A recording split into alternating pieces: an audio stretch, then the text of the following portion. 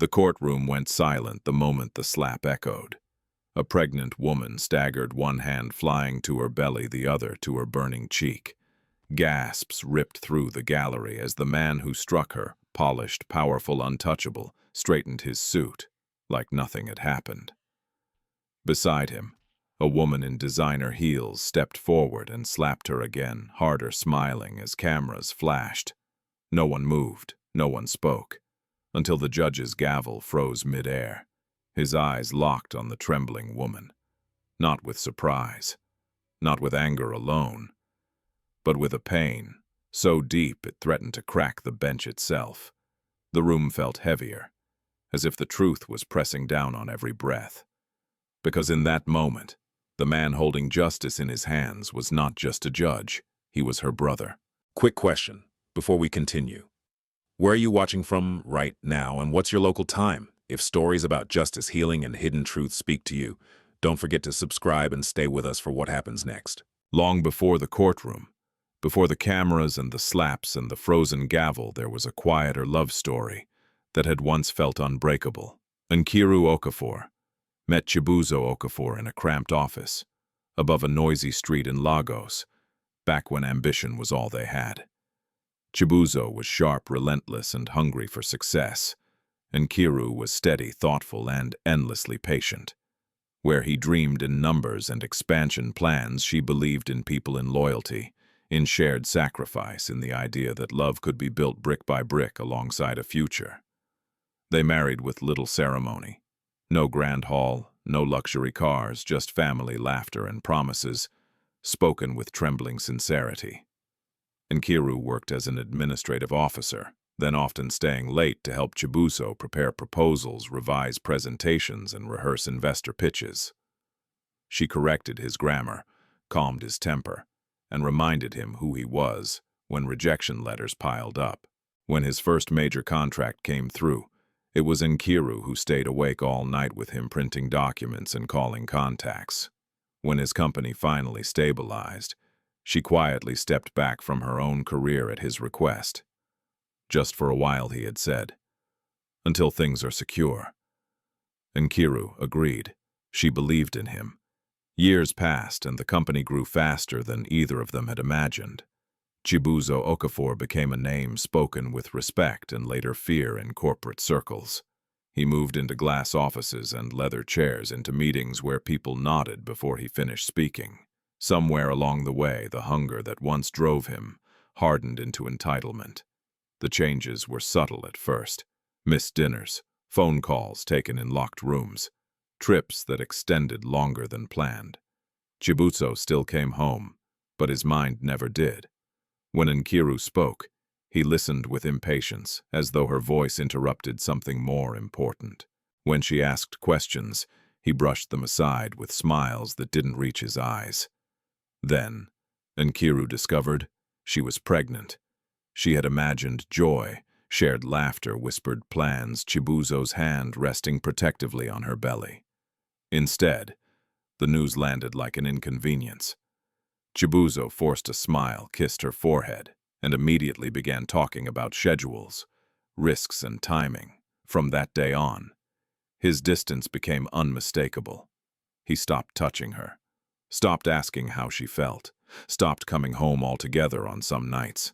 When Nkiru raised concerns, he accused her of being emotional, unstable, dramatic.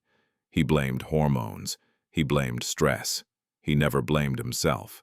And then there was Lerato Dlamini. The first time Nkiru heard the name, it was during a televised interview. Chibuzo sat beside a tall, elegant woman in a tailored suit, her accent smooth, her smile perfectly calibrated. She was introduced as a strategic partner from South Africa, brought in to help rebrand the company for international expansion. The camera lingered on them too long. Lerato's hand brushed Chibuzo's arm as she spoke. He leaned toward her when she laughed. Their chemistry was unmistakable, even through a screen. Something in Nkiru's chest tightened, sharp and instinctive. When she asked Chibuzo about Lerato later that night, he barely looked up from his phone. "She's just business," he said flatly. "You're overthinking." But Lerato kept appearing. At product launches, at charity galas, at board meetings that suddenly didn't allow spouses. Newspapers began printing photos of Chibuzzo and Lerato side-by-side captions hinting at admiration, innovation partnership. Social media buzzed with speculation, but no one dared ask the CEO directly. No one except his wife. The night Nkiru finally confronted him, her hands were shaking. She told him she felt invisible, that she felt replaced, that she was carrying his child and needed reassurance, not silence. Chibuzzo's response was cold. "You don't understand this world," he said. "You've been at home too long.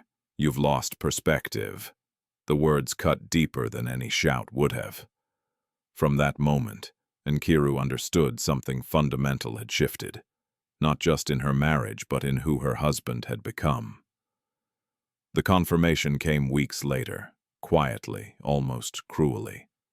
Nkiru had gone to the hospital for a routine prenatal checkup. As she waited at the billing desk, a folded receipt slipped out from a pile of papers on the counter. She didn't mean to look at it, but the name at the top caught her eye. Lerato Dlamini. Same hospital, same department, private services. Nkiru's breath caught. Her mind raced through explanations, business, health checks, coincidence, error. But something about the date made her stomach drop. It was from a night Chibuzzo had claimed to be abroad. She stood there for a long time, the noise of the hospital fading into a dull hum. Around her life went on nurses calling names, phones ringing, footsteps echoing down hallways. Inside her, something fragile, fractured. That night, Chibuzzo came home late. When Nkiru asked where he'd been, he didn't hesitate. "Meetings," he said. She didn't argue. She didn't cry. She simply nodded, the receipt folded neatly in her bag, like a quiet verdict waiting to be delivered. From that day forward, the marriage became a performance. Public smiles, private silence. Nkiru carried her pregnancy alone, speaking softly to her unborn child at night, promising protection she wasn't sure she could provide. She didn't know then that the truth she was uncovering was only the beginning, that the betrayal ran deeper than infidelity, deeper than humiliation, and that soon, her dignity, her body, and her very life would be dragged into the open for the world to judge. The invitation arrived in a thick cream envelope, embossed with gold lettering, and the unmistakable logo of Okafor Global Holdings. Nkiru. Okafor stared at it for a long time before opening it, her fingers resting lightly on her growing belly. It was an annual corporate gala, investors, partners, press. Spouses were usually encouraged to attend. This time the card said nothing about spouses. Still, Chibuzzo told her to come. "Appearances matter," he said curtly, adjusting his cufflinks in the mirror. "Just stay close to the back. Don't make a scene." Nkiru swallowed the sting of his words and nodded. She chose a simple dress that evening, elegant but modest one she thought appropriate for a woman carrying life. As they arrived, cameras flashed. Chibuzzo stepped out first, confident and composed, waving at familiar faces. He didn't offer her his arm. Nkiru followed behind him, unnoticed. Inside the hall, crystal chandeliers glowed over polished marble floors. Laughter rose in waves. Glasses clinked. Music hummed softly beneath conversation. Nkiru felt out of place immediately, like someone who had wandered into a room she was no longer meant to occupy. She searched for Chibuzzo and found him easily. He stood at the center of the room, smiling broadly, his hand resting lightly on Lerato Dlamini's back. Lerato wore a sleek black gown, her posture effortless, her presence commanding. When she laughed, heads turned.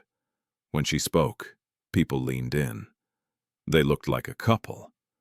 Nkiru felt the air leave her lungs. As she moved closer, trying to understand where she fit into this carefully curated scene, a staff member stopped her near the entrance. "Ma'am," the woman said politely. "Scanning Nkiru's dress staff seating is through that corridor." For a moment, Nkiru thought she had misheard. "I'm not staff," she said quietly. "I'm the woman," interrupted, embarrassed but firm. "I'm sorry, you'll need a badge." Nkiru looked around, searching for Chibuzo's face. He was only a few steps away. Their eyes met briefly. He looked away. Heat rushed to her cheeks. The humiliation settled heavy and unmistakable. Without another word, Nkiru turned and walked toward the corridor, indicated, her head held high, even as her heart cracked open. From the edge of the room, she watched. Chibuzo was called to the stage to speak. Applause erupted. Lerato stood beside him, poised and radiant. The audience assumed without question that she was the woman of the house. She accepted their smiles, their admiration, their whispered compliments with grace. Nkiru stood alone, one hand resting protectively on her belly, the other clenched tightly at her side. As Chibuzo spoke about growth, integrity, and vision, Nkiru felt something twist painfully inside her. Every word felt hollow, every promise felt stolen. She remembered the nights they had spent planning this future together, the sacrifices she had made quietly, without recognition. Now she wasn't even seen. Halfway through the speech, dizziness washed over her. The lights seemed too bright. The room spun slowly. She tried to steady herself against the wall, breathing shallowly, willing her body to cooperate. No one noticed. On stage, Chibuzo laughed at a joke Lerato whispered into his ear. The crowd laughed with them.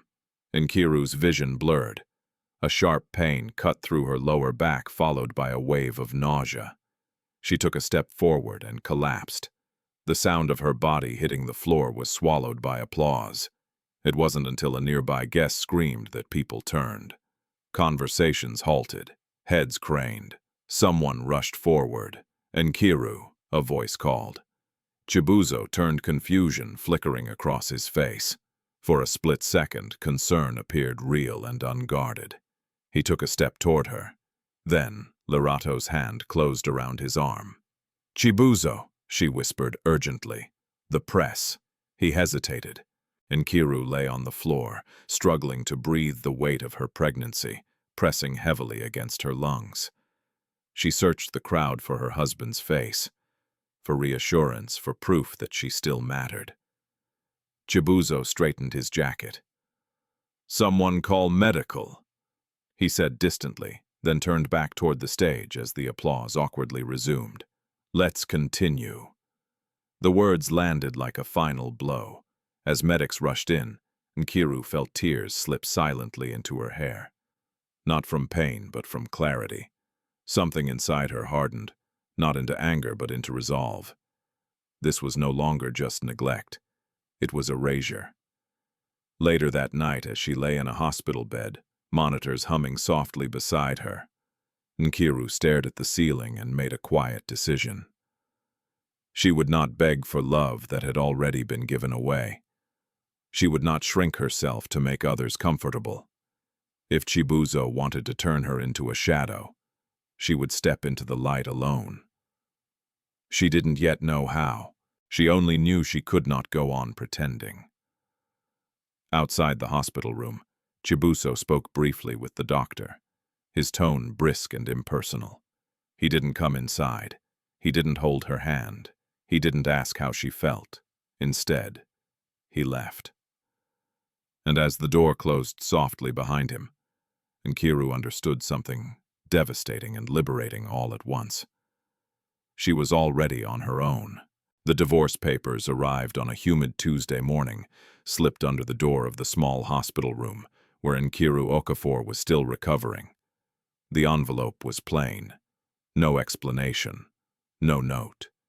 Just a legal notice stamped with authority and indifference. She read it slowly, her hands steady despite the tremor in her chest. Petition for dissolution of marriage. Grounds: mental instability, emotional volatility, and financial opportunism. Nkiru let out a breath that felt like it had been trapped inside her for months. So this was the story Chibuzo Okafor had chosen. Not just abandonment, but character assassination. By the time she was discharged, the narrative had already begun to circulate. Blogs whispered that the CEO's wife was unstable, that pregnancy hormones had made her irrational, that she was trying to secure money before being properly replaced. The same media outlets that once ignored her now dissected her silence with cruel fascination. Chibuzo did not call. Instead, his lawyer did. Barrister Kunle Adewale's voice was smooth, professional, practiced. He spoke of amicable resolutions and protecting the company's image. He suggested that Nkiru sign quietly, accept a modest settlement, and disappear from public view for her own good. For the sake of the child, he added gently, as if the words were a gift. Nkiru hung up without responding. That afternoon, she packed what she could from the house she no longer recognized as home. The walls were bare of warmth, now stripped of photographs and memories. Even her clothes had been moved, boxed, reduced. A security guard waited by the door. As she gathered her things, eyes fixed firmly on the floor. She didn't cry.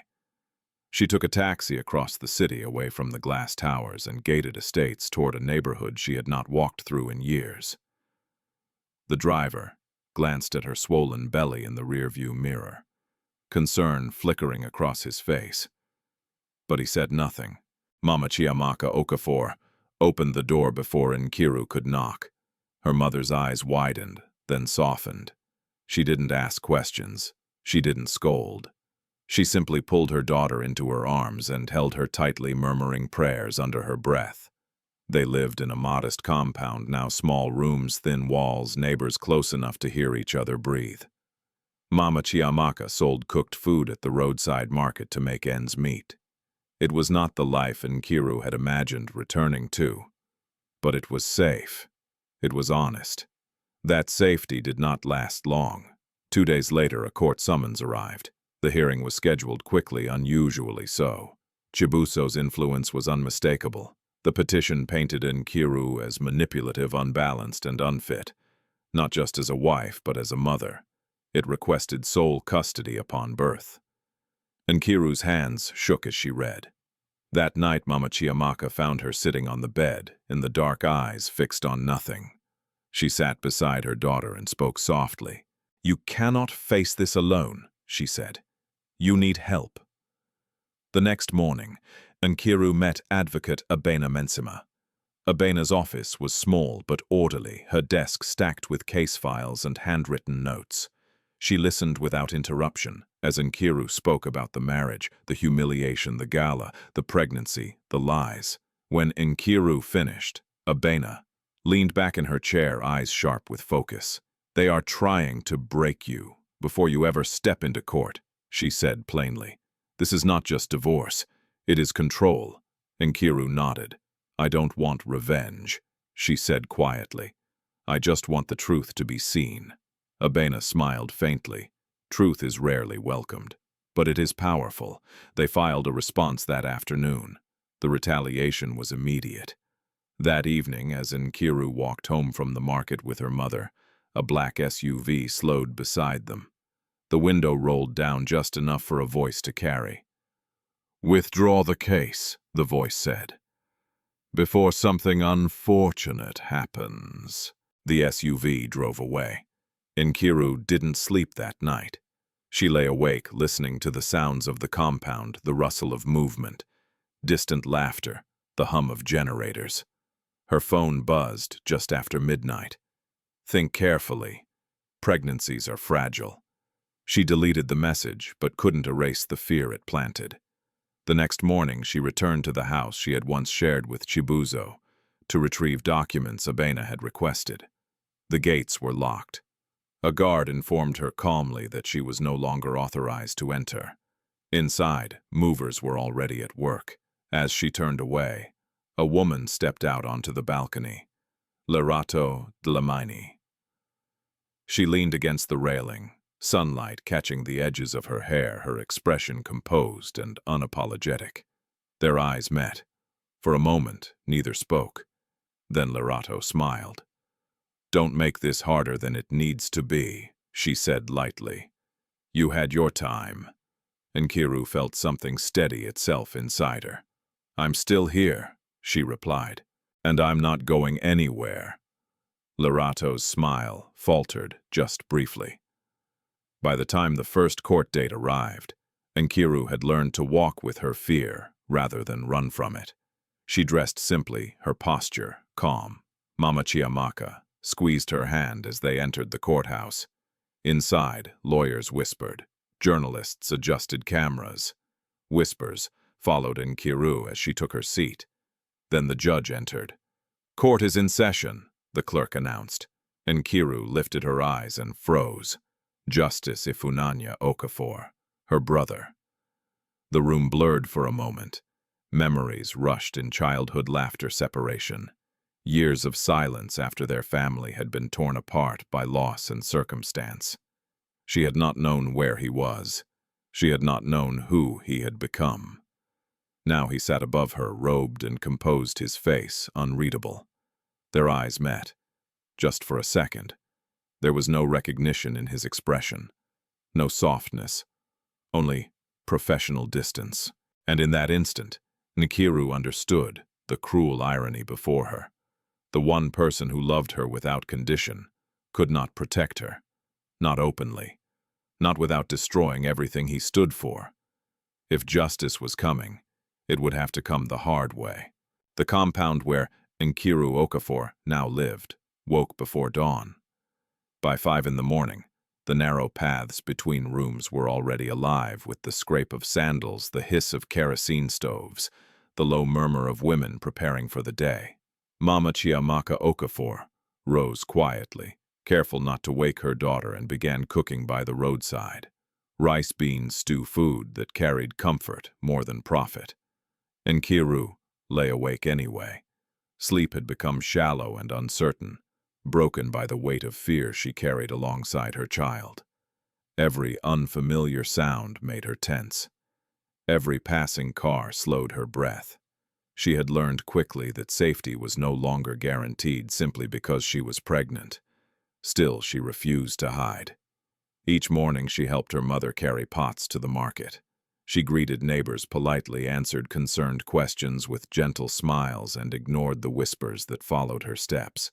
Some people pitied her, others judged her. A few openly blamed her for not knowing her place. She kept walking. At the market, Mama Chiamaka worked harder than she ever had. Her hands trembled sometimes as she counted money, but her voice remained strong. "My daughter will not be broken." She told anyone who tried to advise silence. Truth is not a crime. That strength kept Nkiru upright on days when her body wanted to collapse. The messages did not stop. Unknown numbers called at odd hours. Texts appeared late at night, short and deliberate. "This can end quietly. You don't want stress in your condition. Think of the baby." Nkiru stopped replying. She handed the phone to Advocate Abena Mensima, who documented every threat carefully. "They are testing your limits," Abena said. "They want you exhausted, afraid." "I am afraid," Nkiru admitted. Abena met her gaze. "Courage is not the absence of fear. It is refusing to let fear decide." The next court session loomed closer, and with it, the pressure intensified. Online narratives painted Nkiru as a disgruntled wife chasing wealth. Comment sections were ruthless. Some strangers speculated about her mental health. Others mocked her pregnancy, implying it was a strategy.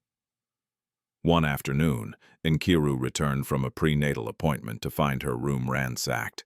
Clothes tossed aside, papers scattered. Nothing stolen, but the message was clear. Mama Chiamaka sank onto the bed, her face pale. "They want to scare us away," she whispered. Nkiru picked up a folded blanket from the floor and smoothed it slowly. Her hands were shaking, but her voice was calm. "They won't." That night she felt a sharp pain in her lower abdomen. Panic rose instantly, fierce and suffocating. Mama Chiamaka rushed her to the local clinic, her prayers tumbling over one another as they rode in silence. The nurse examined Nkiru carefully, her expression serious but not alarmed. "Stress," she said gently. Your body is carrying too much of it.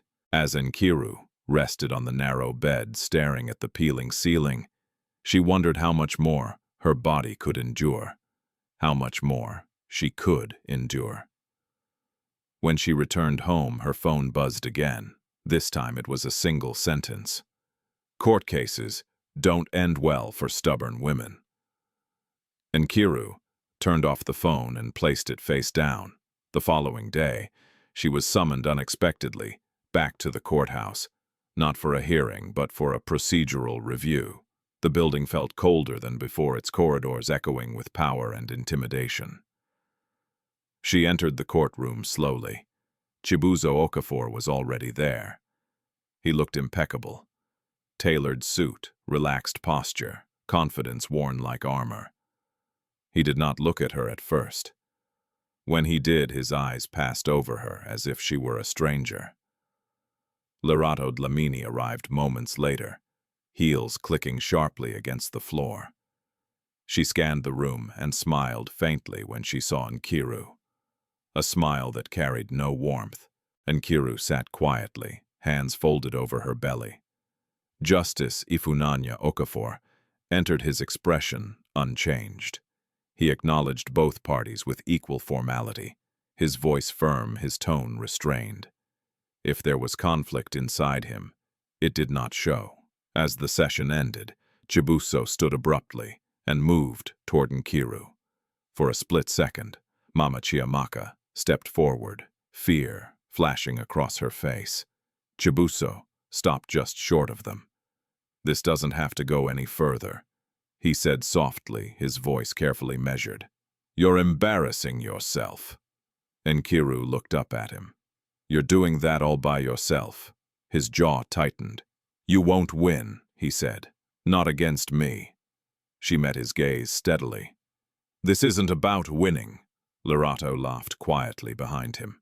"You always were dramatic," she said. "Pregnancy suits you, but desperation doesn't." Nkiru stood slowly, every movement deliberate. "Say what you want," she replied, "but you will not scare me into silence." For the first time, Lerato's confidence flickered. As they walked away, Mama Chiamaka gripped Nkiru's arm. "You must be careful," she whispered. "Power does not forgive resistance." That evening, as the sun dipped low and shadows stretched across the compound, Nkiru sat outside alone. Children ran past, laughing. Life, indifferent and persistent, continued. She placed both hands on her belly and closed her eyes. "I will protect you," she whispered to the child inside her. No matter what. Somewhere across the city, decisions were being made without her knowledge. Plans set into motion that did not care about her courage or her resolve. But Nkiru had crossed a line she could not retreat from. She had chosen to stand. And the price of that choice was only beginning to reveal itself. The notice came without warning. A single line printed at the bottom of the court's daily schedule, pinned to a cork board near the registry desk. Presiding Judge Justice Ifunanya Okafor. Nkiru Okafor read it once, then again. Her breath caught so sharply that Mama Chiamaka reached for her arm. "What is it?" her mother asked. Nkiru could not answer immediately. The name on the paper felt unreal, like a memory forcing its way into the present without permission. She had not seen her brother in over 12 years. Not since the night their family fractured beyond repair.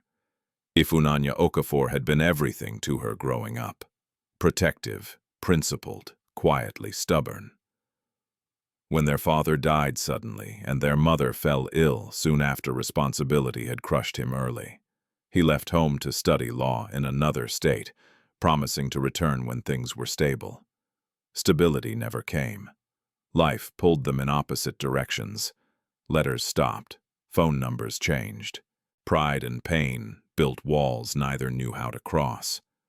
Nkiru heard through distant relatives that he had become a judge, respected, incorruptible, feared by powerful men. She never imagined he would be this judge, the one deciding her fate. The morning of the hearing, Nkiru barely slept. She dressed slowly, choosing neutral colors, nothing that might draw attention or sympathy. Her hands trembled as she tied her shoes, not from fear of the court, but from the weight of what this coincidence meant. Ifunanya would recognize her immediately, and he would be trapped. The courthouse buzzed with unusual energy. Journalists filled the benches, early sensing drama. Whispers traveled faster than footsteps. Nkiru walked in with Mama Chiamaka, and advocate Abena Mensima, her posture straight, her face composed. Then the doors behind the bench opened. Justice Ifunanya Okafor entered. The courtroom rose. He looked older than Nkiru remembered, his shoulders broader, his face marked by years of restraint. The softness, she recalled, was buried beneath discipline, but it was still there in the shape of his eyes, in the way his jaw tightened when he sat. As he took his seat, his gaze swept the room and stopped. For half a second, no more his eyes met Nkiru's. The world narrowed to that moment. No words passed between them, no visible reaction. But something invisible shifted, heavy and irreversible. Nkiru felt it in her chest, like a door closing gently but firmly. Ifunanya broke eye contact first. "Be seated," he said, his voice steady. The hearing began. Chibuzo Okafor's legal team spoke confidently, citing procedural points, emphasizing urgency. Barrister Kunle Adewale painted the situation as a simple dissolution, complicated by an unstable emotional climate. He referenced medical concerns, financial disputes, and reputational risk. Not once did he mention violence. Not once did he acknowledge Nkiru's pregnancy, beyond framing it as leverage. Nkiru listened in silence, her hands folded. Justice Ifunanya listened without interruption. His face remained unreadable. He asked precise questions. Nothing more, nothing less. Each time his eyes passed over Nkiru, they did so with professional distance. It hurt more than hostility would have. During a brief recess, Abena leaned close. "You're doing well," she whispered. "Stay grounded." Nkiru nodded, but her heart pounded painfully. She wanted to scream, to ask her brother why fate would place him here of all places, to ask if he remembered the promises he made to always protect her. But she said nothing.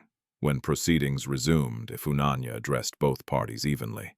He issued warnings against intimidation, emphasized the seriousness of the allegations, and scheduled a full evidentiary hearing. His tone was firm, controlled, impartial. As the session ended, the courtroom erupted into murmurs. Chibuzo stood, satisfaction flickering across his face. He clearly believed this assignment favored him after all. Powerful men often assumed judges could be bent one way or another. He was wrong. As Nkiru gathered her things, she felt eyes on her. When she looked up, Ifunanya was already standing, his robe shifting as he turned away. For a brief moment, his shoulders sagged just slightly before straightening again. That was all. Outside the courtroom, Mama Chiamaka finally spoke. "It is him," she said softly. "Your brother." Nkiru nodded. "Yes. Is that good or bad?" Nkiru took a long breath. "Neither," she said. "It just is." That night, long after the compound had gone quiet, a knock came at the door. Mama Chiamaka opened it cautiously. Justice Ifunanya Okafor stood outside. He was not wearing his robe, just a simple shirt sleeves rolled up his face, drawn and tired. For a moment he looked like the brother. Nkiru remembered, the one who used to walk her to school and scold boys who stared too long. Mama Chiamaka gasped, "Ifunanya!" He bowed his head respectfully. "Mama." She stepped aside without a word. Nkiru stood slowly from her chair. The room felt too small, too full of history. They stared at each other, years of silence, pressing down between them. "I didn't know," Ifunanya said quietly. "If I had known, it doesn't matter." Nkiru interrupted gently. "You're here now." He swallowed. "I cannot help you," he said immediately. "Not the way you might hope. I know. I cannot show favoritism. I cannot bend the law. I don't want you to," Nkiru replied. That surprised him. "I want you to be exactly who you are," she continued. "A fair judge, nothing more." Ifunanya's eyes glistened. "They will hurt you," he said. "They will push you until you break. They already are," Nkiru said calmly. "But I'm still standing." Silence settled between them again, this time heavier, but honest. "If you feel you cannot preside," he began. "Don't recuse yourself," Nkiru said firmly. "That would give them power they don't deserve. Let the truth speak." He studied her face, the resolve in her eyes, the curve of her belly. Finally he nodded. "I will be just," he said, "even if it costs me." Nkiru smiled faintly. "That's all I ask." When he left, Mama Chiamaka closed the door quietly and leaned against it, tears streaming down her face. "God has not forgotten us," she whispered. Nkiru placed a hand on her stomach, her heart heavy but steadier than it had been in weeks. The court had become a battlefield, and now the rules were clear. No one would save her, not even her brother. The next hearing arrived like a storm that had been gathering for weeks, quietly, relentlessly, and with the certainty of damage. By the time Nkiru Okafor entered the courthouse that morning, the steps outside were already crowded with cameras and curious faces. Some people came for justice, others came for entertainment. In a city where power often wrote the ending, a pregnant woman standing up to a CEO felt like a spectacle people wanted to witness. Nkiru kept her chin up as flashes burst around her.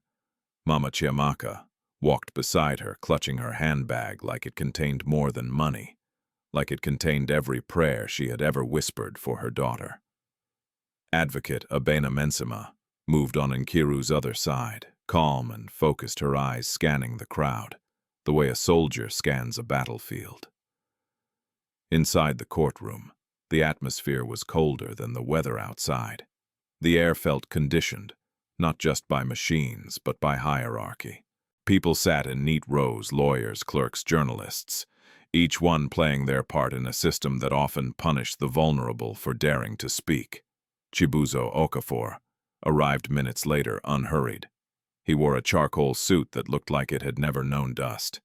His watch flashed as he adjusted his cuff.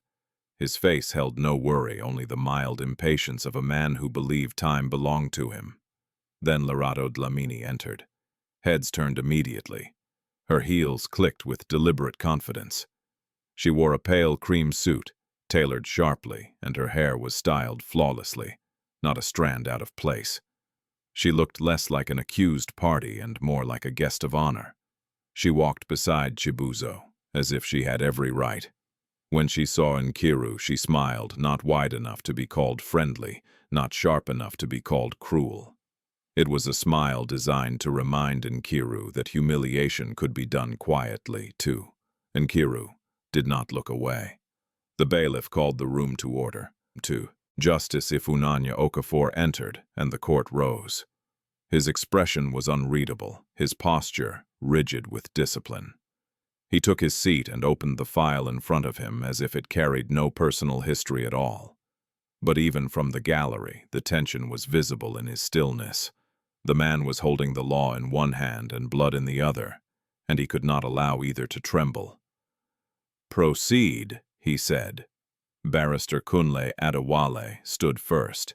His voice was warm, practiced, and confident. He spoke as though he were telling a reasonable story, to reasonable people, not tearing a woman's life apart. "My lord," he began, "this case is unfortunately a matter of necessity. My client, Mr. Chibuzo Okafor, has endured months, years of emotional instability from the respondent. We are not here to shame a pregnant woman. We are here to protect a child from a hostile environment and to protect a company from reputational harm caused by reckless accusations." He gestured subtly toward Nkiru as if she were an exhibit. Nkiru remained still, her hands resting on her belly. Inside, her fear stirred. not because the words were convincing, but because she knew how easily lies could become truth when spoken with confidence. Kunle continued layering his narrative carefully. He referenced episodes of mood swings, public scenes, erratic behavior. He implied Nkiru had become obsessed with jealousy with paranoia. He mentioned her sudden return to her mother's compound as evidence of instability rather than survival. Then he turned the knife. "And my lord," he said with a sympathetic sigh, "there is the matter of financial intent. The respondent has threatened to ruin my client's business unless demands are met. We ask the court to consider whether this marriage has become a weapon." Chibuzo sat calmly as if he were hearing the weather forecast. When it was Abena's turn, she rose slowly. Her voice carried no drama, only precision. "My lord," she said, "this is not a case about mood swings. It is a case about power, and power does not like being questioned." Kunle smiled politely, already prepared to dismiss her. Abena continued, "My client has been abandoned, threatened and publicly humiliated while pregnant. The petitioner's team has offered no evidence of instability beyond assumptions and insults. We will provide evidence of intimidation. We will provide evidence of coercion, and we will ask the court to note the petitioner's efforts to control the narrative rather than address the facts." Justice Ifunanya listened without reaction, his pen moving lightly across his notes. "Call your witness," he said. Kunle called a company HR manager, first a man in a crisp shirt who looked uncomfortable even before he spoke. He testified that Nkiru had made calls to the office, demanded meetings, and created tension. Under Abena's cross-examination, the witness admitted he never personally saw Nkiru behave violently or irrationally. He only heard complaints mostly passed through Chibuzo's executive assistant. Next, Kunle called a doctor. The doctor testified that Nkiru had come to the hospital, agitated once that her blood pressure was high, that stress was a concern. Kunle framed it as mental instability. Abena asked one question that changed the room. "Doctor," she said calmly, "is stress during pregnancy a medical condition, or is it sometimes the result of mistreatment?" The doctor hesitated. "It can be the result of circumstances, such as abandonment," Abena pressed. The doctor cleared his throat. "Yes," Kunle objected. Justice Ifunanya sustained it, but the point had landed. Then Lerato stood, not as a witness officially yet, but to request permission to address the court as an affected party. Kunle argued she was relevant as a business partner, whose reputation was being harmed by Nkiru's false allegations. Justice Ifunanya allowed it with strict limits. Lerato stepped forward with a controlled grace. She faced the bench first, then turned slightly toward the gallery, where cameras waited like hungry mouths. "My lord," she said softly, "I have tried to stay away from this personal matter, but my name is being dragged in ways that are unfair. I respect marriage, I respect motherhood, but I also respect truth. And the truth is, I have seen Nkiru threaten Chibuzo. I have seen her speak with hatred. She is not the woman she used to be." She paused, letting the silence do the work. Nkiru felt heat rise in her chest. Not anger, something worse. Betrayal layered with gaslighting, dressed in elegance. Abena stood. "My lord," she said, "may I cross-examine?" Justice Ifunanya nodded once. Briefly, Abena approached Lerato, her expression calm. "Ms. Delamini," she began, "you say you respect marriage, yet you appear in public at my client's husband's side while his wife is excluded. Is that respect?" Lerato's smile remained. "That is business. And when the media calls you Mrs. Okafor online," Abena continued, "do you correct them?" Lerato's eyes flickered. "I cannot control the internet." Abena nodded as if she expected that answer. "One more question," she said. "Why do you care so much about discrediting a pregnant woman?" Lerato leaned forward slightly, voice soft enough to sound almost sympathetic. "Because lies destroy people," she said, "and because—" She turned her gaze fully onto Nkiru, now a child, should not be used as a shield. The courtroom stiffened. Nkiru's breath caught. Larato's eyes narrowed in a way only Nkiru could see. Then she delivered the sentence like a needle. And frankly, Larato said we should also ask the question everyone is afraid to ask. She paused. Is the baby even his? The words hit the room, like a slap without a hand. Gasps rippled through the gallery. Journalists sat up straighter. Chibuzo's face remained composed, but the muscles near his jaw tightened. Kunle's lips curved faintly, as though this was exactly where he wanted the narrative to go. Nkiru felt her stomach twist. Not from pregnancy, but from shock. For one moment, her vision blurred. The urge to stand, to scream, to throw the truth back at them with raw fury surged through her.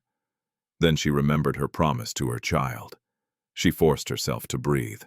Slowly, deliberately, Nkiru rose to her feet. Her voice came out steady, even as her hands trembled. "You can insult me," she said, looking directly at Larato. "But you will not insult my child. Not in this court."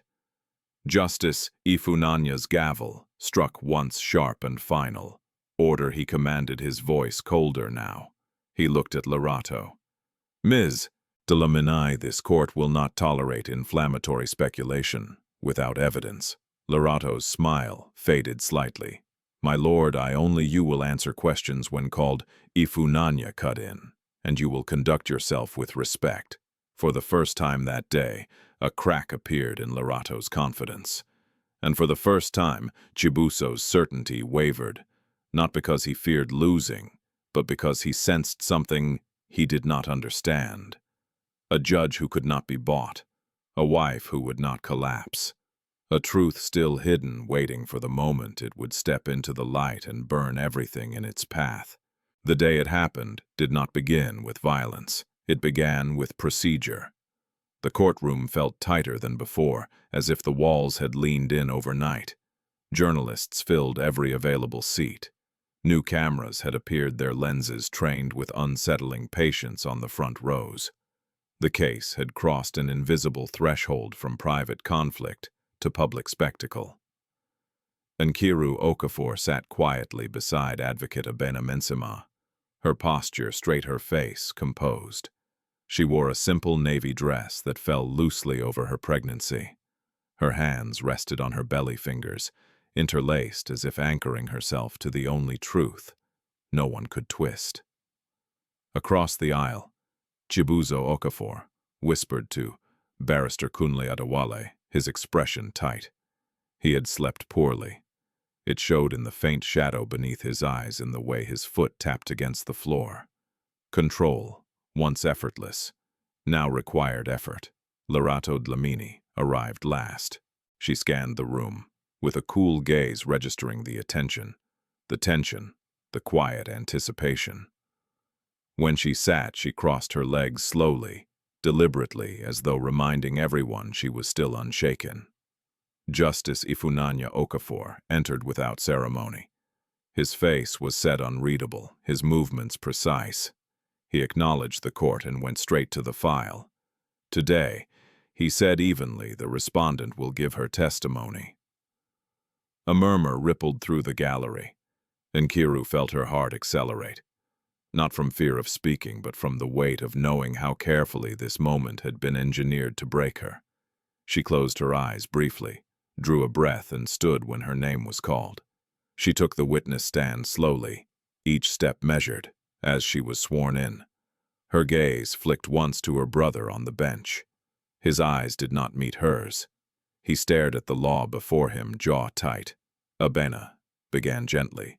"Nkiru Okafor," she said, "can you tell the court about your marriage before your pregnancy?" Nkiru spoke clearly. She talked about support, partnership, sacrifice, about the early years when money was scarce but hope was abundant, about stepping back from her own ambitions to help her husband rise. As she spoke, the room quieted. Even the cameras seemed to pause. Then Abena asked, "What changed?" Nkiru swallowed. "When I became pregnant," she said, "my husband became distant. He stopped coming home. He stopped speaking to me as his wife." Kunle rose immediately. Objection, my lord. Subjective interpretation. Justice. Ifunanya nodded. Sustained. Rephrase. Abena did. What actions did you observe? Nkiru described the absences, the silences, the humiliation at public events, the gala, the hospital. She did not embellish. She did not cry. That restraint made her words heavier. Kunle stood for cross-examination with a practiced smile. Mrs. Okafor, he began. You've described feeling neglected. Would you agree that pregnancy can heighten emotional sensitivity? Nkiru met his gaze. Pregnancy does not create neglect, she said. It reveals it. A ripple moved through the room. Kunle pressed on. He asked about phone calls, messages, arguments. He framed concern as obsession, pain as instability. Each question was designed not to discover truth, but to provoke reaction. Nkiru answered calmly. Then Kunle changed direction. You claim you were humiliated, he said. Yet you attended public events voluntarily. Isn't it true you wanted attention? No, Nkiru replied. I wanted my husband. Kunle smiled faintly. And when you didn't get what you wanted, you threatened his reputation. I asked for respect, she said. There's a difference. Kunle exhaled dramatically, as if disappointed. Then he stepped aside. Chibuzo stood. The movement alone shifted the atmosphere. Power radiated from him, not from authority but from entitlement. He approached the witness stand, without asking permission. His eyes fixed on Nkiru. My Lord, Kunle said smoothly, the petitioner wishes to address the respondent directly. Justice Ifunanya hesitated for a fraction of a second. Then he nodded. Proceed. Briefly, Chibuzo faced Nkiru. For a moment he said nothing. He looked at her the way one looks at a problem that should have stayed solved. Why are you doing this? He asked quietly. Why are you trying to destroy everything we built? Nkiru's voice was steady. I'm not destroying anything, she said. I'm telling the truth. Chibuzo's jaw tightened. You've always wanted more, he said. More attention, more control, more recognition. Nkiru shook her head. I wanted partnership. Lerato laughed softly from her seat. The sound cut through the room like a blade. Chibuzo turned slightly encouraged. You see, he said, gesturing toward Lerato. You've made everyone uncomfortable with your accusations. Nkiru looked at Lerato, then not with anger, but with clarity. You took my place, she said simply, and now you want my silence. Lerato rose abruptly.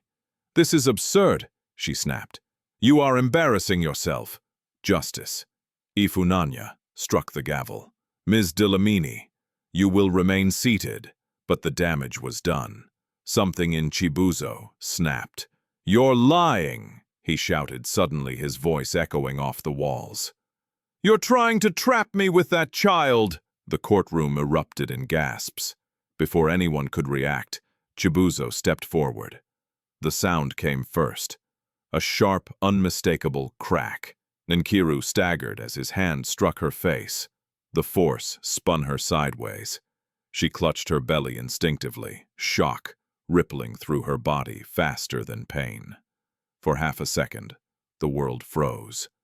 Then Lerato moved. She crossed the distance in 2 quick steps and slapped Nkiru again harder. Stop pretending, Lerato hissed. You planned this. Screams erupted from the gallery. Cameras dropped, then lifted again, capturing everything. Mama Chimaka cried out, trying to reach her daughter before being held back by court officers. Nkiru collapsed to one knee, breath knocked from her lungs, one hand still pressed to her stomach, the other trembling at her side. Order justice.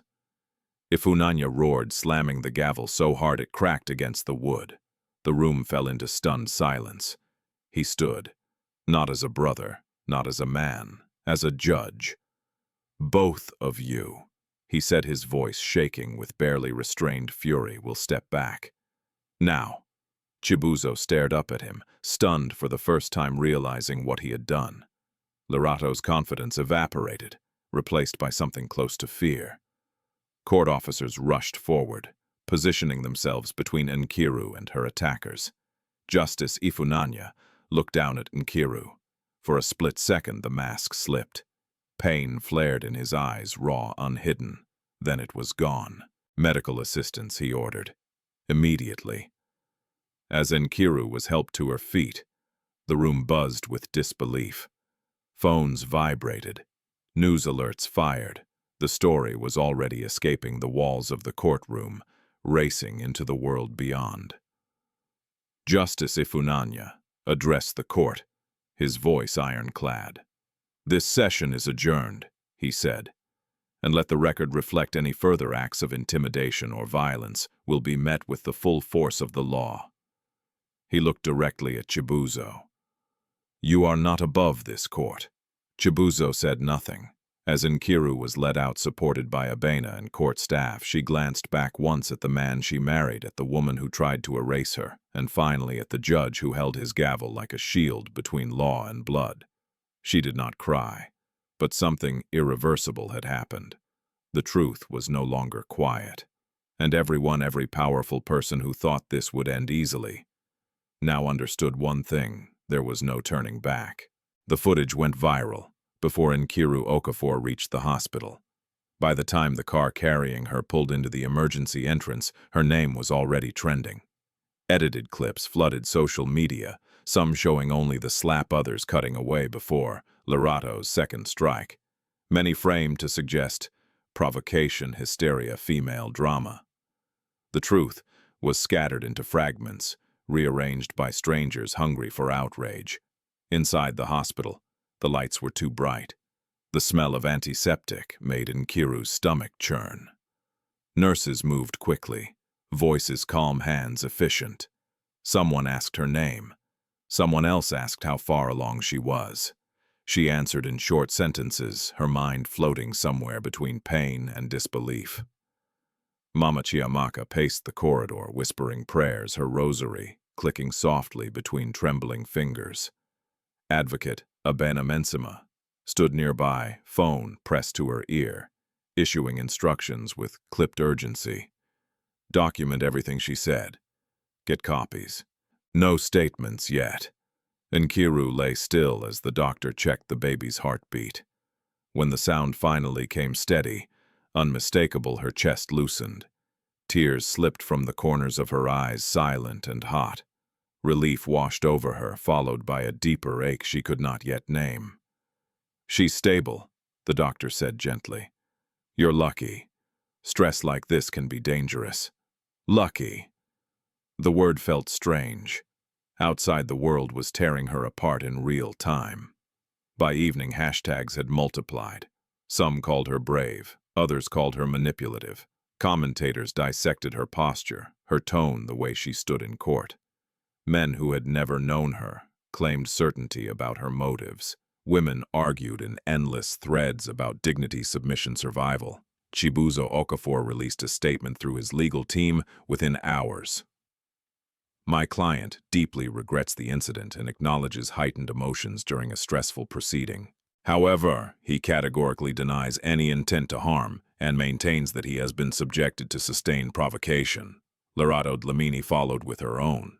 "I reacted instinctively in defense of someone I care about. Violence is never acceptable, but context matters." Context.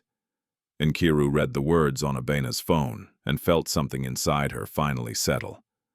Not into peace, but into clarity. They were not sorry, they were calculating.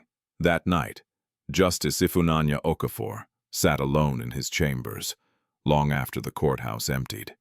The gavel lay on the desk in front of him, its wood still bearing the faint mark from where it had struck too hard. He stared at it, as if it might speak. He had replayed the moment over and over, the slap, the second strike, in Nkiru's body folding inward as she protected her belly. He had wanted to leap from the bench, to shout, to tear the room apart. Instead, he had done the only thing he was allowed to do. He had ordered justice. Still, the weight of it pressed down on him now. He had not seen his sister cry in years. He had not seen her hurt like that since they were children, hiding under the table. During their parents' last argument, whispering promises to always protect each other. He had failed her then. He could not fail her now. A knock came at the door. "Come in," he said, and Kiru stood there wrapped in a light shawl, Abena beside her. Her face was pale, but her eyes were steady. For a moment, none of them spoke. "I didn't want to come," Nkiru said finally, "but I needed you to hear this from me." Ifunanya gestured for them to sit. "I won't ask you to step aside," she continued, "and I won't ask you to punish them because of me." He closed his eyes briefly. "I wouldn't," he said. "Even if you did, I know," she replied. "That's why I trust you." Abena leaned forward. "My lord," she said carefully.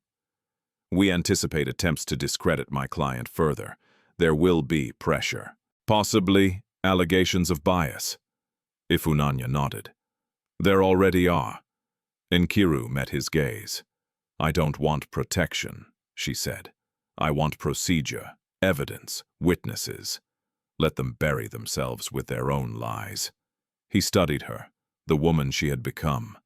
Not the girl he remembered, but something stronger forged by pain and resolve. "They will escalate," he warned. "Power rarely retreats quietly. They already have," Nkiru said softly. "I can take it." He shook his head. "No one should have to." When they left, Ifunanya remained seated, hands folded, breathing slowly. He picked up his phone and typed a message to a single contact. "Ensure all court recordings are preserved. No edits, no delays." The next morning, the backlash arrived in waves. An anonymous blog published a piece suggesting Nkiru had lunged first. A talk show host questioned why a sensible woman would push a powerful man publicly. A commentator suggested the pregnancy might be fake. Mama Chimaka saw the headline and broke down. Nkiru held her mother until the shaking stopped. "They can say whatever they want," she murmured. "I know what happened." At noon, her phone rang again, an unknown number. "This has gone far enough," a male voice said calmly. "Withdraw your case. Accept the settlement. We'll make the footage disappear." Nkiru's grip tightened around the phone. "You can't erase the truth," the man chuckled. "Truth is expensive, and you can't afford it." She hung up. That afternoon, something unexpected happened. A woman approached Abena outside the courthouse. She was in her early 30s, wearing scrubs beneath a coat, her hair pulled back tightly. She looked nervous, scanning the area, as if expecting to be followed. "My name is Faith Wanjiru Mwangi," she said quietly. "I'm a nurse." Abena listened as Faith spoke in hushed tones. About clinic records, about pressure from above, about payments made to alter reports, not about Nkiru's physical health, but about her mental state. "They wanted documentation," Faith said, wringing her hands. "Something to label her unstable. I refused. Others didn't." Abena's pulse quickened. "Do you have proof?" Faith nodded. "I kept copies, dates, names." That evening, Abena brought the news to Nkiru. For the first time since the courtroom, hope flickered. Not the naive kind, but the kind born of evidence. "They tried to rewrite my body," Nkiru whispered. "My mind. They failed," Abena said, "and now we prove it." As night fell, Nkiru sat alone by the window, the city lights blurring into soft halos. She placed a hand over her belly and breathed deeply. "I'm still here," she whispered to herself, to her child, to anyone who might be listening. Somewhere across the city, powerful people were scrambling to contain a narrative that had slipped beyond their control. The case was no longer about a divorce. It was about exposure. And the truth, once cornered, was beginning to fight back. The flash drive felt heavier than it looked. Abena Mensima turned it over slowly in her palm, as if weighing not plastic and metal, but consequences. It had arrived just before dawn, slipped into her office, through a narrow window that overlooked the alley behind the building. No note, no return address. Only a single text sent minutes later from an unregistered number. Check the finance folders first, then look deeper. Abena didn't need to guess who it was from. Ifeanyi Nwoye Chibuzo Okafor's chief financial officer had been unusually quiet since the courtroom incident. Too quiet. Men like Ifeanyi didn't survive long at the top without learning when to speak and when to disappear. She called Nkiru immediately. By mid-morning, they sat together in Abena's office, curtains drawn, phones switched off. The air was tense, thick with anticipation. Nkiru watched as Abena plugged the drive into a secure laptop. Folders opened, spreadsheets, contracts, email chains. At first glance, it looked like routine corporate data accounts, invoices, transfer logs. But Abena's eyes sharpened as she scrolled. Numbers repeated where they shouldn't. Dates overlapped in ways that defied logic. Shell companies appeared, vanished, then reappeared under different names. "This isn't just mismanagement," Abena murmured. "It's systematic." Nkiru leaned forward. "What does it mean?" "It means," Abena said carefully, "your husband didn't just betray you. He's been stealing." They dug deeper. Offshore accounts, fake vendors, inflated service fees. Millions quietly siphoned out of Okafor Global Holdings over several years, money that should have gone to shareholders, employees, development projects. And then there were the emails. One thread, flagged and partially deleted, made Abena's breath catch. "We need leverage. The divorce alone won't contain her. Medical instability will. I have contacts. Make sure the records align." Nkiru's hands went cold. "They planned it," she whispered. "All of it." Abena nodded grimly. The divorce, the smear campaign, even the courtroom provocation. This was about control and distraction. If the case stayed focused on Nkiru's supposed instability, no one would look too closely at the books. By afternoon, the implications were clear. This wasn't just a family court matter. It was criminal, but there was a problem. Ifeanyi Nwoye was missing. His office phone went unanswered. His apartment was empty. Neighbors said they hadn't seen him since the night after the slap incident. His security detail gone. Abena contacted Zuri Balogan. Zuri arrived an hour later, her expression sharp with urgency. Investigative journalism had taught her to recognize the scent of buried truth, and this reeked of it. "I've been tracking Okafor Global for months," Zuri said, scanning the documents Abena shared. "Whistleblowers don't vanish unless someone wants them silent." Nkiru felt a knot tighten in her chest. "Is he in danger?" Zuri met her gaze. "Probably." That night, Nkiru couldn't sleep. Every creak of the compound gate made her sit up. Every passing vehicle sent a spike of fear through her body. Mama Chiamaka noticed and sat beside her, rubbing her back gently. "Evil panics when exposed," her mother said softly. "But God does not abandon the truth." At dawn, news broke. Zuri's article went live. Not everything, just enough. Inside, Okafor Global questions rise after courtroom violence. The piece didn't accuse outright. It asked questions about finances, about intimidation, about a pattern of silencing dissent. It mentioned anonymous sources and hinted at deeper investigations underway. Within minutes, the internet ignited. Okafor Global's stock dipped. Board members issued vague statements. Investors demanded clarity. Hashtags shifted from mocking Nkiru to scrutinizing Chibuzo. Chibuzo Okafor watched the numbers fall from his office, jaw-clenched knuckles, white around his phone. For the first time in years, the ground beneath him felt unstable. He dialed a number. "Find him," he said tersely. "Now." Back at the courthouse, Justice Ifunanya Okafor received a sealed report from court security. His expression darkened as he read. Threats had escalated. Witness intimidation was suspected. There were whispers unconfirmed of plans to force a settlement by any means necessary. He issued quiet orders. Increased protection for Nkiru. Discreet monitoring. No announcements. He could not protect her openly. But he could ensure the process held. That afternoon, Nkiru went for another medical check. Faith Wanjiru Mwangi met her at the clinic, eyes darting nervously. "They've been asking about me," Faith whispered as they walked. "People I don't recognize."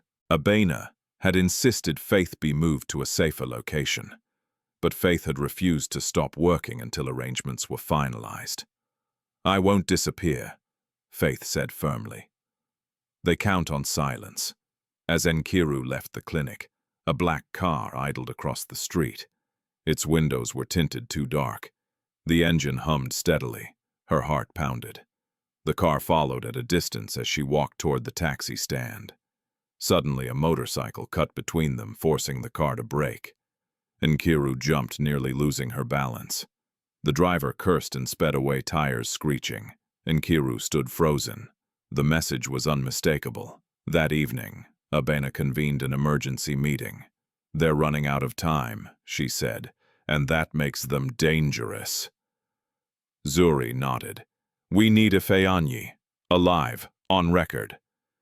And the evidence needs to be airtight," Abena added. "Once we move, there's no turning back." Nkiru listened, her hands resting protectively over her belly. Fear still lived in her, but it no longer ruled her. "They tried to erase me," she said quietly. "They tried to rewrite my sanity, my marriage, my body. I won't let them do it again." Abena met her eyes. "This path won't be gentle." "I don't need gentle," Nkiru replied. "I need truth." Late that night, as rain tapped softly against the tin roofs of the compound, Nkiru received a message from an unfamiliar number. A single sentence. "If you want him safe, prepare for war." She stared at the screen, her reflection faint in the glass. The battle lines had been drawn, and now it wasn't just about surviving. It was about bringing everything hidden into the light, no matter the cost. The city felt different after the message arrived, and Nkiru Okafor noticed it first in the way people looked over their shoulders more often, in how conversations dropped to whispers when certain names were mentioned. Power, when threatened, did not scream. It moved quietly, pressing on weak points, testing fear like a bruise. Mama Chiamaka refused to let Nkiru leave the compound alone anymore. "Not until this ends," she said firmly, tying her headscarf tighter each morning. "Your life is not a bargaining chip." But life did not pause simply because danger lurked. Nkiru still needed medical checkups. Abena still needed documents signed. Faith Wanjiru Mwangi still had a shift to complete at the clinic. Faith's voice trembled when she called that afternoon. "They came again," she whispered. "Men in suits. They asked for me by name." Abena's response was immediate.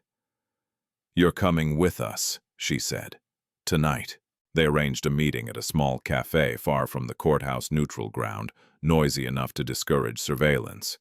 Nkiru arrived, first choosing a seat with her back to the wall, her eyes scanning reflections in the glass. Faith arrived minutes later, breathless, her coat pulled tight despite the heat. "I should have spoken sooner," Faith said, sliding into the chair. "I told myself it wasn't my fight." Nkiru reached across the table and took her hand. "It is now," she said gently. "And you're not alone." Faith nodded, swallowing hard. She pulled a folder from her bag and placed it on the table, shielding it with her arm. Inside were photocopies, clinic intake forms, internal memos, altered reports. "They wanted a diagnosis," Faith explained. "Not a real one, a label, something that could follow you into court." Abena flipped through the pages carefully. Her jaw tightened as she read. "This is falsification," she said, "and bribery. There's more," Faith said. "They asked us to backdate entries, to suggest patterns. I refused. Others didn't." Nkiru closed her eyes briefly. The rage that rose was quiet but powerful. "They tried to turn my pain into evidence against me," she murmured.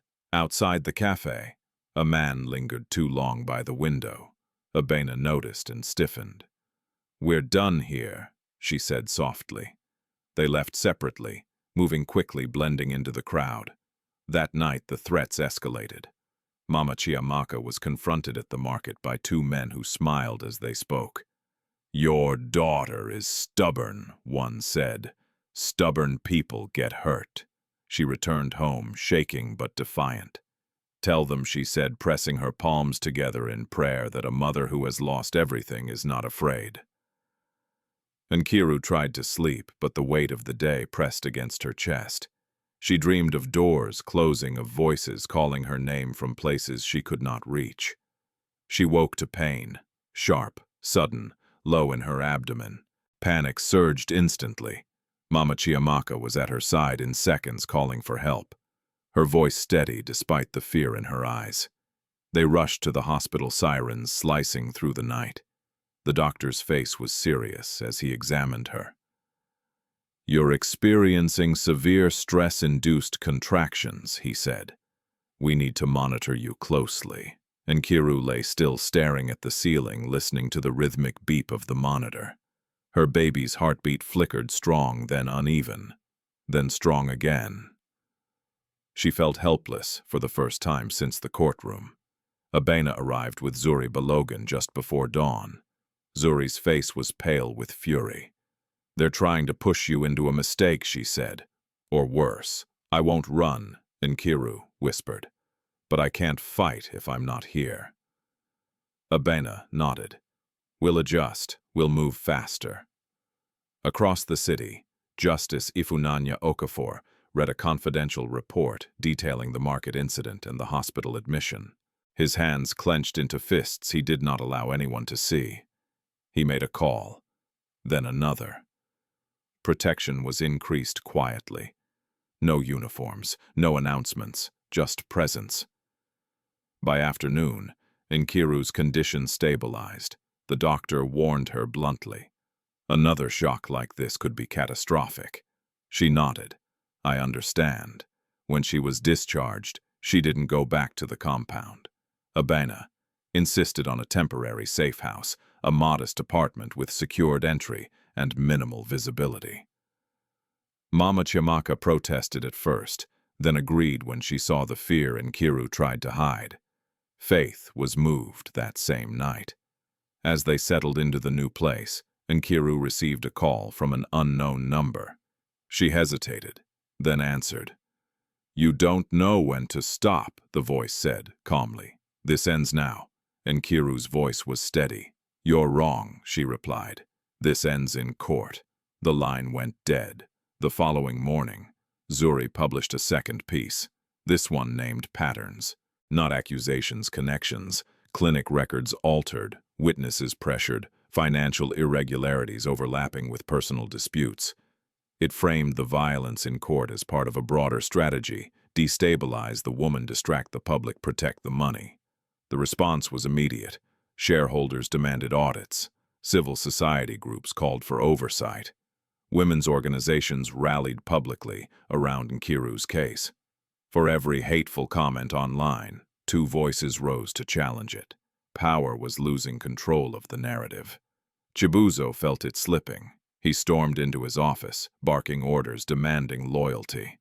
Lerato watched him with narrowed eyes, calculating her own exit. "This is getting messy," she said coolly. "You promised me control." "I promised results," Chibuzo snapped, "and I'll deliver."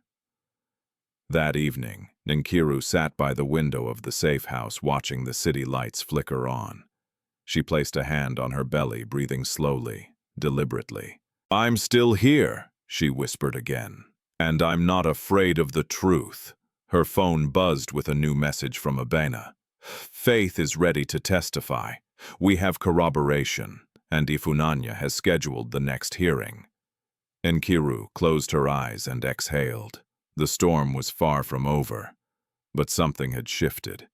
They had tried to silence her with fear. Instead, they had awakened witnesses. The next hearing was scheduled sooner than anyone expected. Justice Ifunanya Okafor had moved carefully, methodically.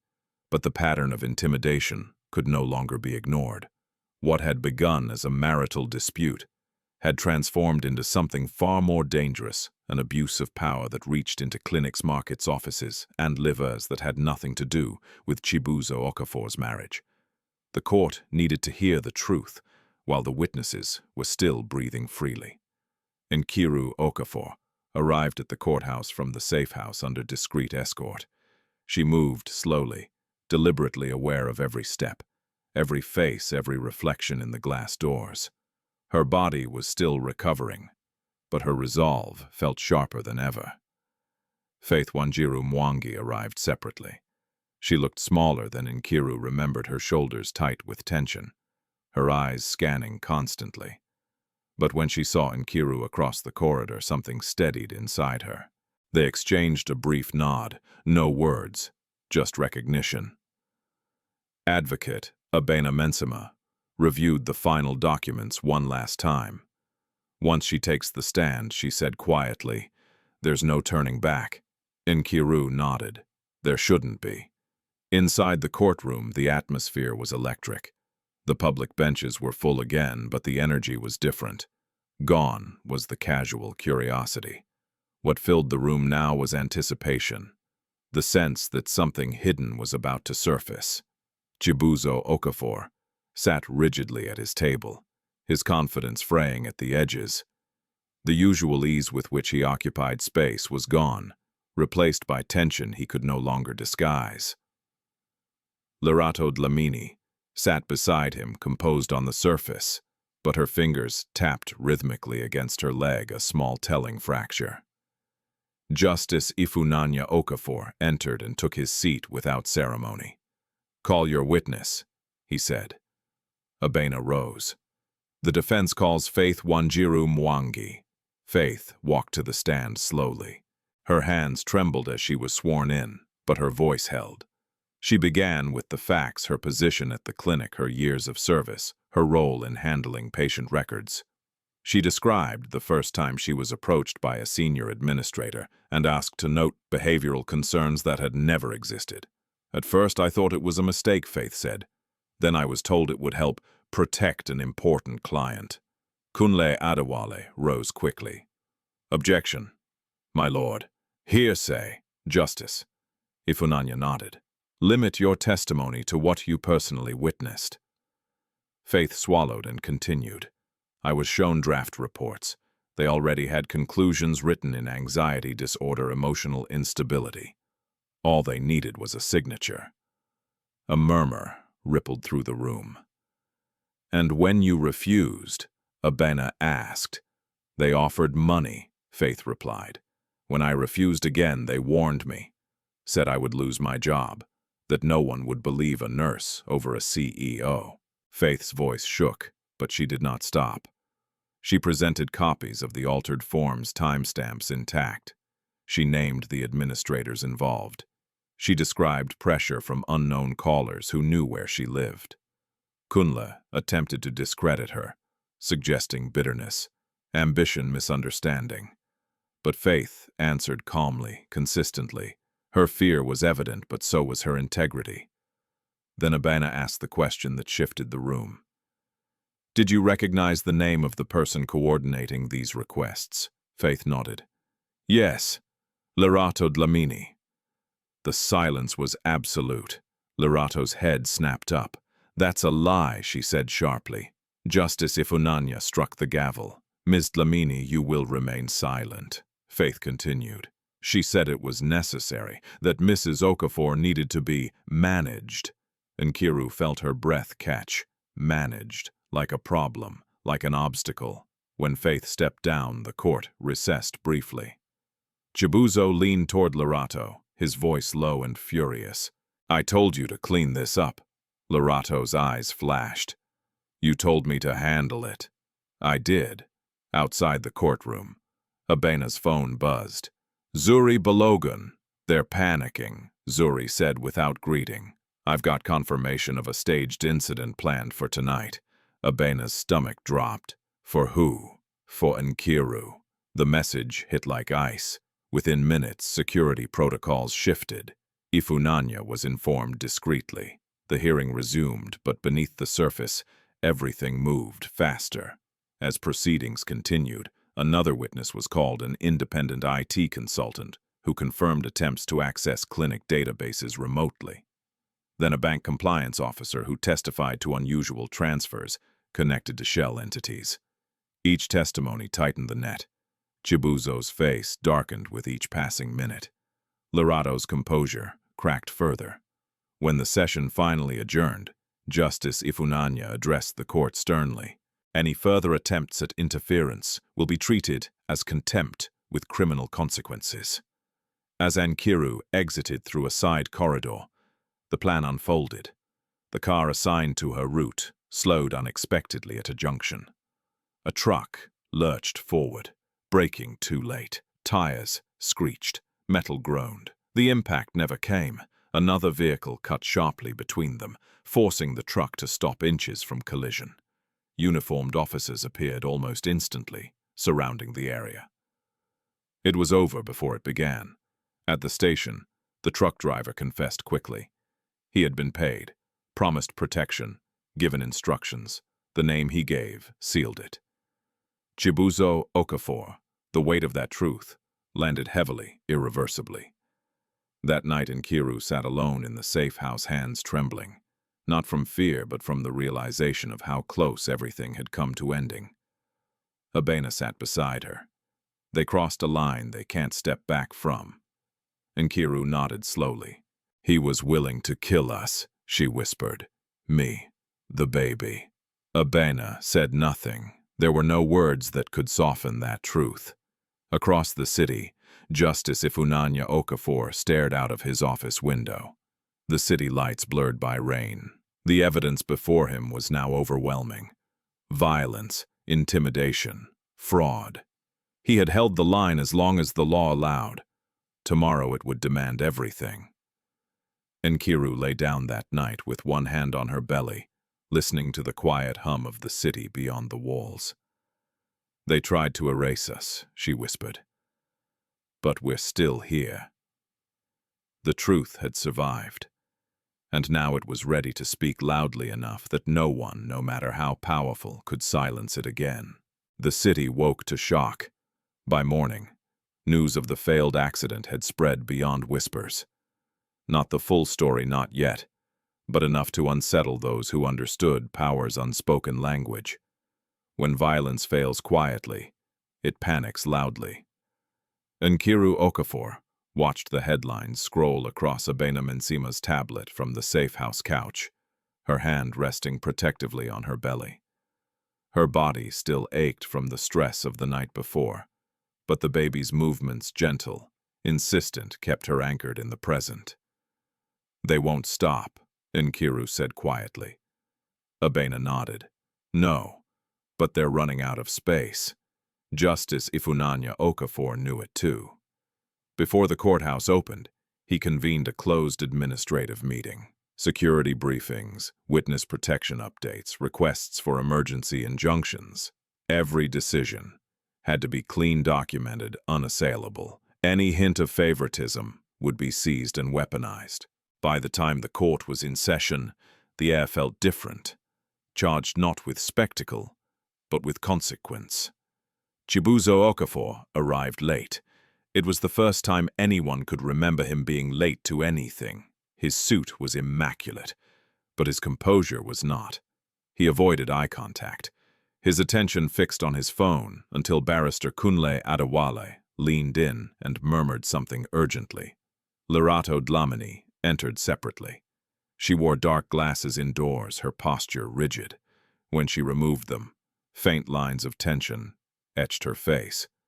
The confidence that once defined her presence now seemed brittle, still sharp, but close to shattering. Justice Ifunanya took his seat. "Proceed," he said. Abena rose.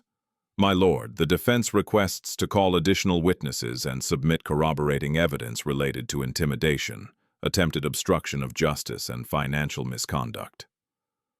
Kunle objected immediately. "My lord, this court is not a criminal tribunal. It becomes one if Unanya replied evenly when criminal conduct intersects with proceedings before it. A murmur rippled through the gallery. Abena called Zuri Balogun. Zuri approached the stand with the calm of someone who had lived among threats long enough to recognize when truth had momentum. She testified to months of investigation, anonymous tips document trails, meetings canceled at the last minute, sources pressured into silence. She presented timelines that aligned chillingly well with Nkiru's legal milestones. Smear articles published within hours of filings, threats following hearings, financial transfers coinciding with clinic record alterations. Patterns don't lie, Zuri said plainly. People do. Kunle attempted to dismiss her as sensationalist. Zuri countered with receipts, metadata, timestamps, bank verifications. Then, Abena called the compliance officer again, this time with expanded documentation. The shell companies were named, the signatures traced, the flow of money mapped with ruthless clarity. Chibuzo shifted in his seat. Lorato's foot stopped tapping. Next came the driver. He was younger than expected, hands clasped tightly, eyes darting. Under oath, he admitted to being hired through an intermediary. He described instructions, locations, payment. Who authorized the payment, Abena asked. The driver swallowed. Mr. Okafor. The room inhaled as one. Kunle leapt to his feet. My lord, this witness is unreliable. Sit down, Ifunanya said sharply. You will have your turn. Chibuzo stood abruptly. This is a lie, he said, his voice echoing too loudly. You think you can ruin me with criminals and gossip? Ifunanya's gaze hardened. You will address the court through counsel. Chibuzo laughed, a brittle, disbelieving sound. You think I don't see what's happening? He looked around the room, eyes blazing. This is a setup. Lorato stood as well. My lord, this has gone too far. I have been named without Ms. Dlamini. If Unanya cut in, you will be heard when called. Abena did not waste the opening. She turned to Lorato. We call Lorato Dlamini to the stand. For the first time since this began. Lorato hesitated. When she finally sat, her chin lifted in defiance. She answered the initial questions smoothly. Background role relationship to Chibuzo, framed as strictly professional. Abena waited. Then she placed a document on the stand. Do you recognize this email chain? Lorato's eyes flicked down. Her silence was answer enough. It references managing Mrs. Okafor. Abena continued. It includes instructions to coordinate with clinic administrators. It authorizes payments. Lorato's composure cracked. You don't understand how things work, she snapped. This was damage control. Damage to whom, Abena asked calmly. To him, Lorato said, gesturing sharply toward Chibuzo. To the company. To everything we built. You built it, Abena pressed. Lorato's mouth opened, then closed. Abena leaned in. Did you authorize falsified medical records? No, Lorato said too quickly. Abena slid another document forward. This transfer cleared your personal account. The recipient matches the clinic administrator Faith Wanjiru Mwangi named. Lorato's breath hitched. Chibuzo surged to his feet. Enough, he shouted. You're twisting everything. Justice Ifunanya stood. The gavel struck once thunderous. Sit down, he ordered. Both of you. Silence fell heavy and absolute. Ifunanya's voice, when he spoke again, was measured but unmistakably grave. This court has heard credible testimony of intimidation, falsification of records, financial misconduct, and attempted obstruction of justice. These matters exceed the scope of this proceeding. He looked directly at Chibuzo. They now require immediate referral. Chibuzo's face drained of color. You can't, he said hoarsely. You don't have. I do, Ifunanya replied. And I will, he addressed the clerk. Prepare the referral, effective immediately. In the gallery, whispers surged into disbelief. Lorato slumped back in her chair, fury giving way to calculation. She leaned toward Chibuzo, hissing, You said this wouldn't happen." He didn't answer. As the court adjourned for the day, security moved closer, visible now unmistakable. The era of quiet intimidation had ended. Outside, Nkiru breathed deeply, the weight of months pressing against her ribs and slowly easing. Abena squeezed her hand. "We're almost there." "Almost," Nkiru echoed. That night, Justice Ifunanya returned home exhausted. He sat alone in the dark, the city humming beyond the window. He knew what tomorrow would bring: attacks on his integrity, accusations of bias, attempts to derail the process. He welcomed them, because the truth was no longer fragile. It had teeth, and it was closing in. The final hearing began, under a sky heavy with rain. Thunder rolled in the distance as Nkiru Okafor stepped out of the car and into the courthouse, the sound echoing like a warning. She moved carefully, one hand braced against her lower back, the other resting protectively over her belly. The baby shifted gently, a reminder of why she had endured everything that led to this moment. Inside, the courtroom was packed beyond capacity. Not with curiosity this time, but with expectation. Everyone sensed it. The tension was no longer about if something would happen, but how much would be revealed when it did. Chibuzo Okafor sat rigidly at the defense table, his shoulders tight, his jaw clenched. The confident executive who once commanded rooms with a smile was gone. In his place sat a man, cornered by facts he could no longer bend. Lerato Dlamini avoided the gallery entirely. Her eyes stayed forward, unblinking, as if refusing to acknowledge the world closing in around her. The elegance remained, but it was hollow. Now armor without strength. Justice Ifunanya Okafor entered precisely on time. He did not look at his sister as he took his seat. He did not look at Chibuzo either. His attention went straight to the file before him, thick, meticulously ordered, heavy with truth. "Proceed," he said. Advocate Abena Mensima stood. "My lord?"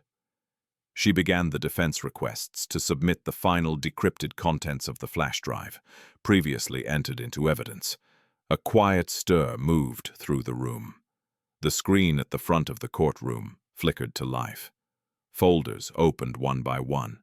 Transaction logs scrolled down the display. Millions moved through shell companies disguised as consulting fees, routed through accounts linked to Lerato Dlamini, and ultimately authorized by Chibuzo Okafor. Dates aligned with court filings. Transfers surged after every damaging article, every hearing, every threat. Then came the emails, short, direct, calculated. "We need her credibility destroyed before discovery. Medical instability is the cleanest route. Make sure the records match the narrative." Abena paused to let the words settle. The petitioner, she said calmly, did not merely abandon his wife. He attempted to erase her. A murmur rippled through the courtroom. Barrister Kunle Adewale rose, his face pale. "My lord, this interpretation." "Sit." Justice Ifunanya said quietly. Kunle sat. Abena continued. She called the IT consultant again, who confirmed the decryption process and validated the chain of custody. She called the bank compliance officer, who confirmed the authenticity of the transactions. Each witness added weight, not emotion, fact upon fact. Then Faith Wanjiru Mwangi was recalled briefly, only to confirm signatures and timestamps. Her voice no longer shook. Finally, Abena turned toward the bench. "My lord," she said before closing, "there is one matter of transparency the defense believes necessary." She gestured gently toward Justice Ifunanya. "This court deserves to know formally what the parties already suspect." A collective breath was drawn. Justice Ifunanya remained still. My lord, Abena continued. "Is it correct that the respondent Nkiru Okafor is your sister?" The silence that followed felt infinite. Then Justice Ifunanya stood. "Yes," he said clearly. "It is correct." Gasps erupted. Cameras clicked furiously. Heads turned. He raised his hand. I acknowledge the relationship. He continued, his voice unwavering. And I state for the record I disclosed it internally at assignment. I did not recuse myself because the law requires evidence of bias, not relation to do so. I have presided with strict adherence to procedure. He paused, eyes sweeping the room. Every ruling in this case is grounded in evidence now before this court. The room stilled. Chibuzo stared at the bench, disbelief flooding his features. "This is a betrayal," he muttered. "You planned this." "Justice." Ifunanya's gaze hardened. "No," he said. "You did." He sat. Abina concluded her argument without flourish. She spoke of dignity, of the law's obligation to protect the vulnerable from power. Abused of a child who deserved to be born into truth, rather than silence. When she finished, the defense offered no meaningful rebuttal. There was nothing left to deny. Justice Ifunanya rose one final time. "This court finds sufficient evidence of domestic violence, witness intimidation, falsification of medical records, financial fraud, and attempted obstruction of justice," he said, each charge landing like a measured strike. He looked directly at Chibuzo Okafor. "Accordingly, this court orders immediate arrest pending criminal proceedings." For a heartbeat, nothing moved. Then officers stepped forward. Chibuzo stood abruptly, panic breaking through his restraint. "You can't do this!" he shouted. "Do you know who I am?" "Yes, Justice," Ifunanya replied calmly. "I do." Handcuffs clicked shut. Lerato rose to fury flashing across her face. "You used me," she hissed at Chibuzo, as officers approached her. "You promised Ms. Delamini." Justice Ifunanya said, "You are also remanded for your role in these actions." Her mouth fell open. "This isn't over," she said sharply. "You'll regret the gavel struck." "It is over," Justice Ifunanya said.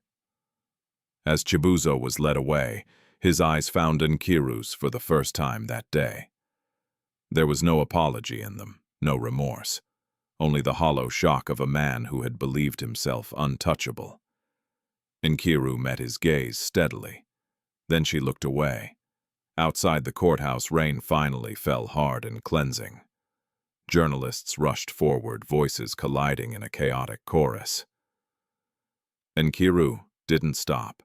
She walked slowly, deliberately into the open air. Mama Chiamaka wrapped her in a tight embrace, tears soaking into Nkiru's shoulder. "You are free," her mother whispered. Nkiru closed her eyes and breathed. For the first time in months, the weight lifted, not completely, not magically, but enough for her to stand without fear. Behind her, Justice Ifunanya watched from the steps, his face drawn but resolute. He had chosen the law over blood in public and blood over silence in private. When their eyes met across the rain, no words were needed. Justice had been done, and the truth, once whispered, had finally spoken loud enough to shake the ground. The city exhaled slowly in the days that followed. What had once been whispers turned into headlines. What had been dismissed as private drama became a national reckoning. Court documents circulated. Arrest photos spread. Analysts spoke carefully on television, choosing words like accountability precedent, systemic abuse. But for Nkiru Okafor, the world had narrowed to something far simpler. She was alive, her child was alive, and the silence that had once suffocated her was finally broken. Nkiru spent the first night after the verdict in the safe house surrounded by quiet. No phone calls, no threats, no footsteps lingering outside the door. Just the steady rhythm of her breathing and the gentle movement inside her womb. Mama Chiamaka slept in the next room, exhausted, but peaceful for the first time in months. In the days that followed, Nkiru was advised to rest completely. The doctor was firm. "Your body has been fighting for too long," he said. "Let it stop." So she did. She rested as the city argued her case. She rested as women she had never met sent messages of gratitude. She rested as men who once laughed nervously on television now spoke about reform. Justice Ifunanya Okafor visited quietly on the third day. No robe, no title, just her brother. They sat across from each other at the small kitchen table, the space between them filled with years of absence and everything that had happened since. For a long moment, neither spoke. "I wanted to say I'm sorry," Ifunanya said finally. "Not for what I did in court, but for all the years before it." Nkiru looked at him, really looked at him. The boy who used to shield her with his body during storms. The man who had chosen the law over comfort. "You came back when it mattered," she said softly. "That's enough." He swallowed. "I was afraid you'd hate me for not saving you." Nkiru shook her head. "I didn't need to be saved. I needed the truth to be protected." They sat in silence again, but this time it was gentle. 2 weeks later, Nkiru went into labor. It happened just before dawn, quietly, without drama, like a body finally releasing what it had been holding for too long. Mama Chiamaka woke to her daughter's soft knock at the door and knew immediately. At the hospital, Faith Wanjiru Mwangi was on duty when she saw Nkiru being wheeled in, her eyes filled with tears. "You made it," she whispered. "So did you," Nkiru replied, gripping her hand. The labor was long and painful, but steady. With each contraction, Nkiru remembered every moment she had been told to be silent. Every moment she had been expected to shrink. She pushed through all of it, not with anger, but with purpose. When the baby's cry finally filled the room, something in Nkiru broke open. Not in pain, in release. A daughter, small, warm, perfect. Mama Chiamaka wept openly. Faith smiled through her tears. And when Nkiru held her child against her chest, the world narrowed again, but this time it was full of light. She named her Zara. News reached the outside world quickly, but Nkiru did not rush to respond. She declined interviews. She ignored requests. She stayed present, learning her daughter's breathing, her cries, her softness. Chibuzo Okafor was formally charged within days. The charges were extensive: financial fraud, witness intimidation, conspiracy, domestic violence. His lawyers argued loudly. The evidence spoke louder. He was denied bail. Lerato Dlamini took a different route. She attempted to negotiate. She sent messages through intermediaries, first defensive, then apologetic, then pleading. She spoke of pressure, of love of being caught in the middle. Nkiru read none of them. When Lerato's legal team requested a mediated statement of forgiveness for public reconciliation, Nkiru declined, politely and firmly. "I forgive for my peace," she said through a bana, "not for performance." That forgiveness did not include reconciliation. Months passed. The city moved on to new scandals, new outrage, but something had changed underneath the noise. Clinics revised protocols, courts reviewed procedures, women spoke more freely, and Nkiru returned to life slowly, intentionally. She moved into a small apartment near the university. Mama Chiamaka stayed with her. Zara grew stronger every day, her eyes bright and curious. With Abena's guidance and Zuri's support, Nkiru established a small legal aid initiative, quiet at first. No banners, no cameras, just a room, a desk, and time. Women came. Some were bruised, some were silent. Some didn't yet know what they wanted, only what they were afraid of. Nkiru listened to them all. She never told them to be brave. She told them they were allowed to speak. One evening, as the sun dipped low and painted the city gold, Nkiru stood by the window with Zara asleep against her shoulder. Mama Chiamaka hummed softly in the kitchen. Justice Ifunanya called. "They've set the sentencing date," he said. Nkiru closed her eyes briefly. "Thank you for telling me. You don't have to attend." "I know," she said, "but I will." When the call ended, she looked down at her daughter and smiled. "They tried to erase us," she whispered, "but we're still here." Outside the city breathed unaware, unburdened. Inside, a woman who had been slapped in silence now stood whole, not because power had fallen, but because truth had stood long enough to be seen. Sometimes life does not break us with one loud tragedy. Sometimes it wears us down quietly, through silence, through humiliation, through being told that our pain is inconvenient, exaggerated, or unworthy of attention. Nkiru's story reminds us of a difficult truth. Injustice often survives not because it is strong, but because good people are pressured to stay quiet. Power depends on fear. It depends on isolation. It depends on the belief that one voice cannot stand against a system. But the moment one person chooses truth over comfort, something shifts. Nkiru did not win because she was rich, influential, or protected.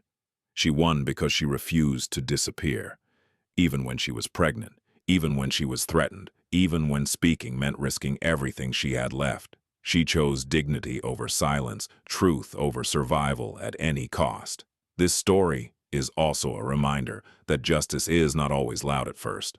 It is built slowly through evidence, through witnesses who find courage, through people who decide that doing the right thing matters more than staying safe. Healing does not come from revenge. It comes from reclaiming your voice, your body, and your future. Nkiru did not walk away unscarred, but she walked away whole, and in choosing to help others instead of closing her heart, she turned pain into purpose. That is real strength, not dominance, not control, but the quiet power of integrity that outlives cruelty. If you have ever felt small in the face of injustice, let this story remind you your silence is not required. Your truth matters, and even when the world seems stacked against you, standing firm can change more than just your own life. It can change the rules for those who come after you. Now, we want to hear from you. What part of Nkiru's journey touched you the most? Have you ever had to stand up for yourself when it felt dangerous or lonely? Share your thoughts in the comments. Your words might be exactly what someone else needs to hear today. If stories about justice, healing, and real human courage speak to you, subscribe to this channel and stay with us. Like and share this story so it can reach someone who is still searching for the strength to speak. Thank you for watching. Your voice matters more than you know.